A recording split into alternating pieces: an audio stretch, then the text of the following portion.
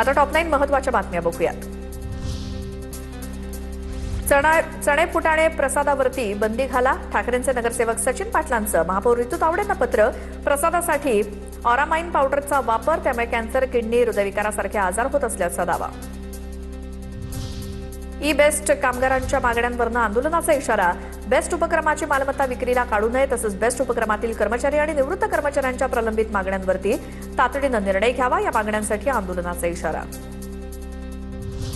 महावितरणच्या ग्राहकांना चालू महिन्यात वीज बिलाचा वाढीव झटका बसणार. जुलैतील वाढीव इंधन खर्चामुळे एफएसी आकार लागू होणार, त्यामुळे प्रति युनिट 20 ते 60 पैशांनी वीज दर वाढणार. मात्र ही वाढ केवळ एका महिन्यासाठीच असेल.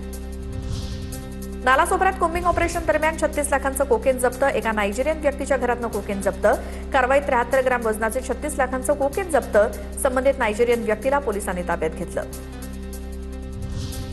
केंद्र सरकारच्या पर्वतमाला योजनेअंतर्गत राज्यातील महत्त्वाच्या पर्यटन आणि धार्मिक स्थळांवरती 45 रोपवे बांधले जाणार.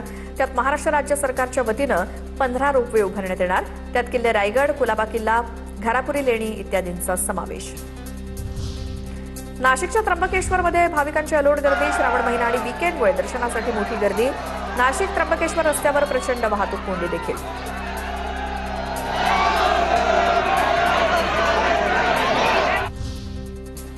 राष्ट्रीय महामार्गावर फास्टॅग वार्षिक पासला वाहन चालकांची पसंती. देशभरातील 85 लाखांहून अधिक वाहन चालकांकडून पास खरेदी. पासच्या माध्यमातून 74 कोटींहून अधिक व्यवहारांची नोंद. नागपंचमी निमित्तानं तुळजाभवानी उद्या पुरुषांच्या प्रवेशावर निर्बंध. जुन्या प्रथेनुसार उद्या संध्याकाळी 5 ते 6 वाजेपर्यंत पुरुषांना मंदिरात प्रवेश बंदी. नागपंचमीच्या दिवशी सुवासिनी महिलांकडून नागपूजन, पारंपरिक विधी आणि खेळ खेळले जातात. याच पारंपरिक प्रथेनुसार हा निर्णय घेण्यात आलाय.